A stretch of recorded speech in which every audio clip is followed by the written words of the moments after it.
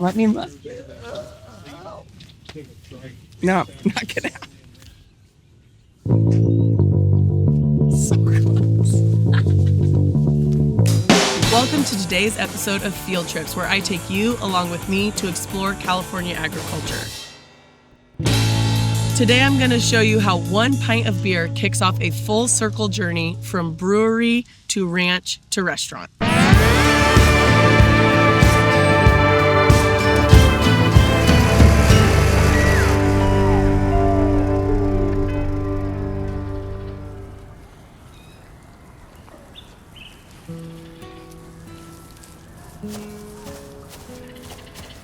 We're here today with Cooper.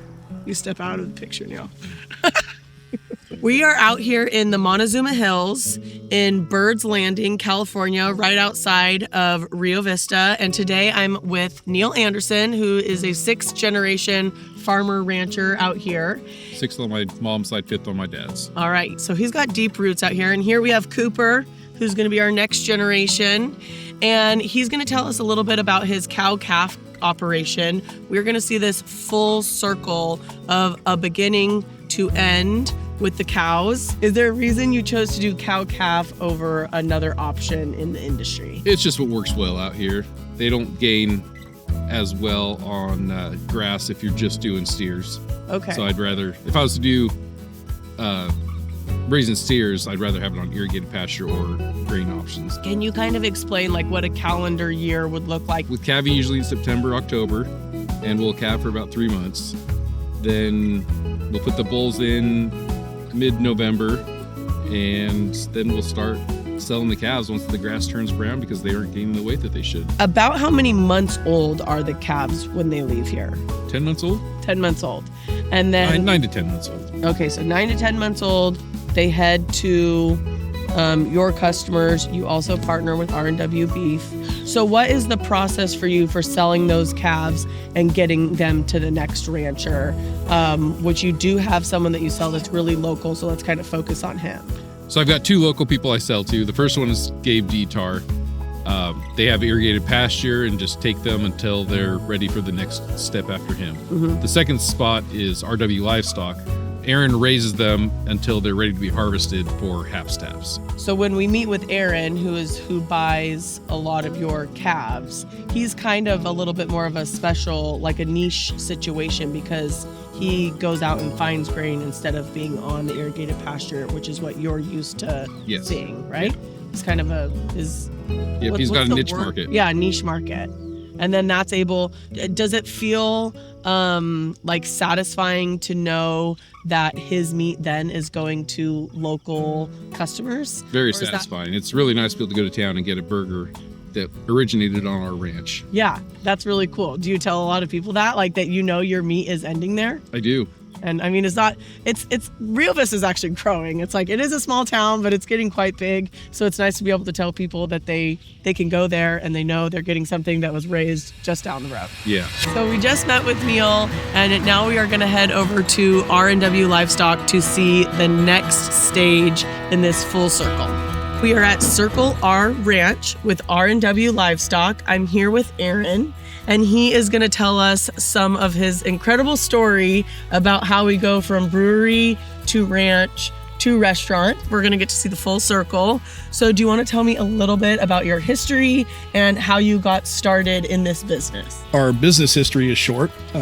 When my wife and I got together in 2018, she had a small herd, maybe 8. When we decided that we were going to make our future permanent, we started talking about what we're going to do with the cattle. Kind of evolved into a direct-to-consumer beef business. So when we first started, did a lot of internet research. Yeah. And was looking for an inexpensive source of feed. I stumbled upon spent Brewer's grain. I read a lot of studies that have been done on it and decided that was probably something I should go for. So I emailed every brewery within a 50-mile radius of the ranch, seamlessly went from picking up at Napa Smith to picking up at Headlands. And we've been feeding it to the cattle ever since.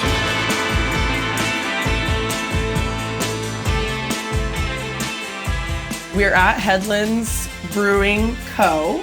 And this is where it all starts. Yes. So these are the bags of grain. And so once you are taking these guys out of here, what is the first thing you do?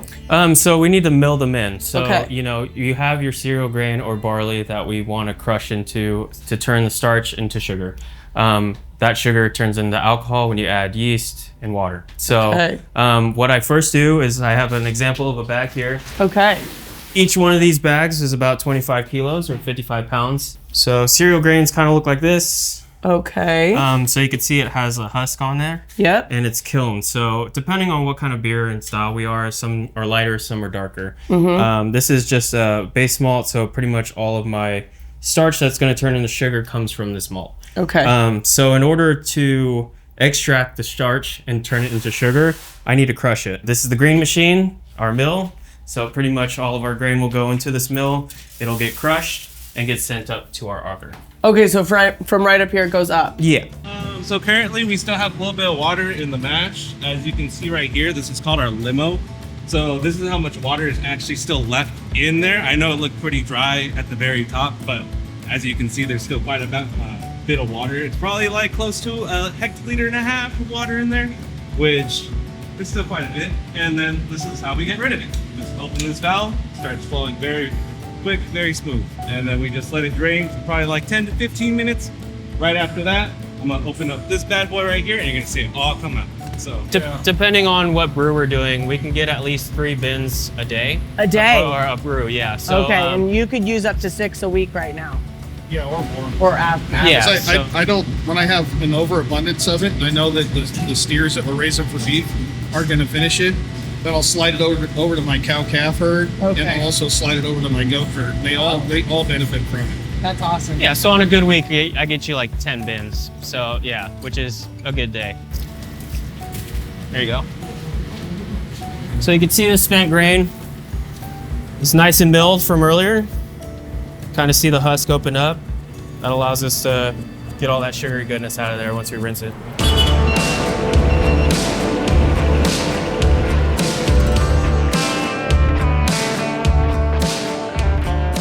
So we put these bins out here and we freeze feed it to them. So they're allowed to eat as much or as little as they want. Okay.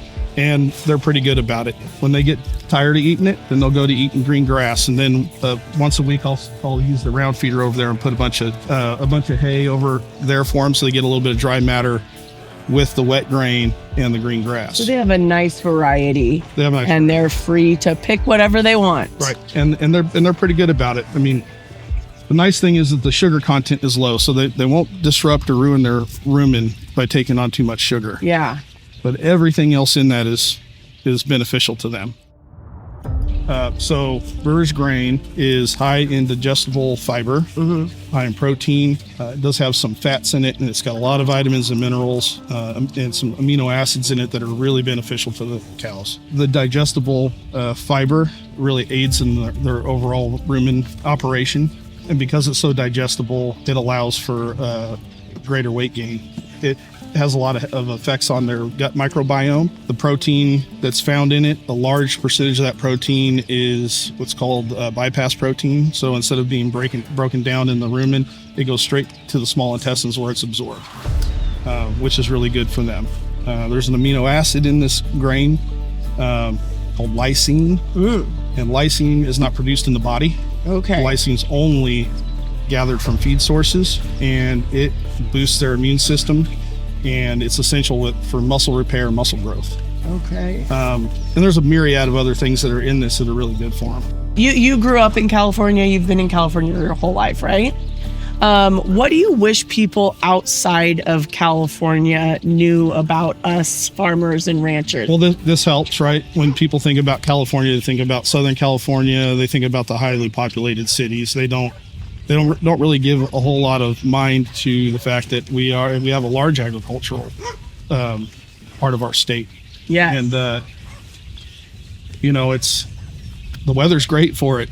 Yeah. I see some cattlemen back east. They deal with the snow. They deal with the floods and the rain, and they have a myriad of diseases that don't exist out here on the West Coast. You are first generation at this, right? Yes. You didn't grow up on a farm. Did not. You had a past career that had nothing to do with agriculture. Correct. So you're a really great example of a first generation rancher. And for anyone watching that maybe this is what they would like to get into, do you have any tips for them on how to start if they don't have any background in this? Well, I could say if it's your passion, then pursue it. The key ingredient that you really need though is ground. Without ground, Yes. you can't be successful in raising cattle. You have to have grazing ground. But let's say you have a 2-acre place somewhere with a house. That doesn't mean you can't go out and find people that own ground that are willing to lease it to you. So there's options. You don't have to own a place. Your family doesn't have to own a place. My advice to someone who's looking to start, if you're passionate about it, you'll figure out a way. Who are your main customers for your cows? Because one big thing about today's episode is that it is kind of like this full circle, and it's sounding like you're able to stay fairly local. Yes. So what is your source of consumers at this time? So right now we have 2 sources. One is the tap room in Rio Vista that we're going to go have some lunch at.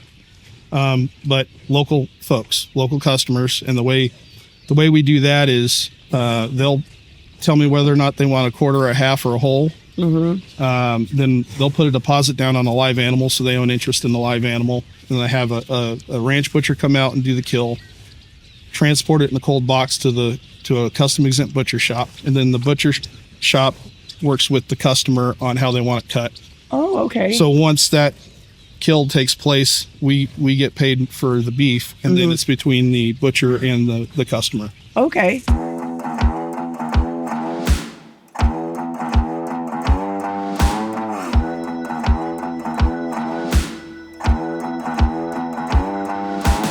We are in Rio Vista at Haps Taps, and I'm here with Brian Spradling, the owner.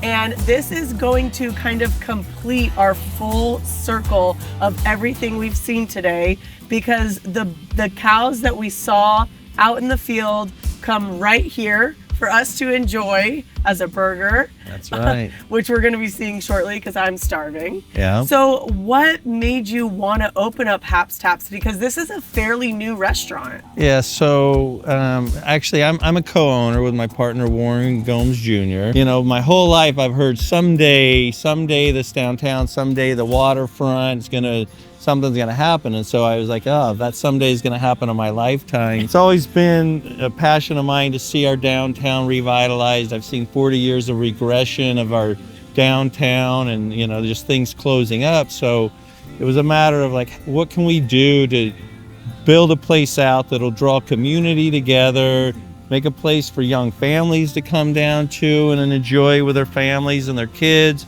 And where did the names Haps Taps come from? So Haps Taps, this was Haps Bait for 75 years. It was a bait store. There's a lot of locals. There's history here with trying to keep the nostalgia of Haps Bait alive and keep the whole deal about the vibe of the river and the delta and fishing and how it's such an intricate part of Rio Vista and just the heritage of Rio Vista. So that was important for us to just try to keep that alive. We just thought Haps Taps would be a great name for it. It is a great name, and it's nice that you're keeping that memory alive still. Yeah, exactly. You weren't just washing it out, it's just kind of revitalized now. Sure, exactly. Obviously, we're here for a burger.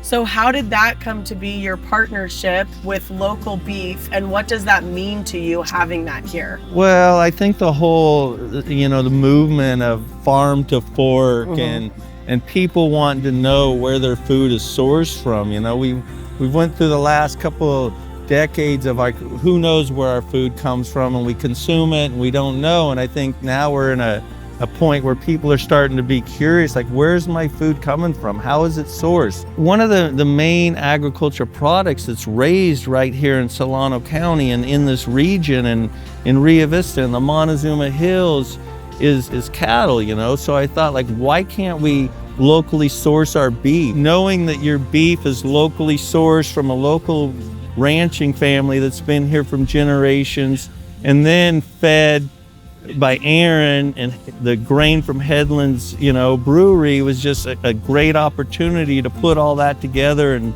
feature it on our menu. Yeah, and you have Headlands Brewery here as well. And we do have Headlands Brewery. So we've got the full circle of That's right. everything. Yeah, well, I really appreciate you letting us come by and share your dream with us that you made a reality. I know it's not easy, and unless there's anything else you want to say, I think we'll head in for a burger. No, time to eat. All right, let's do it. Great. Thank you.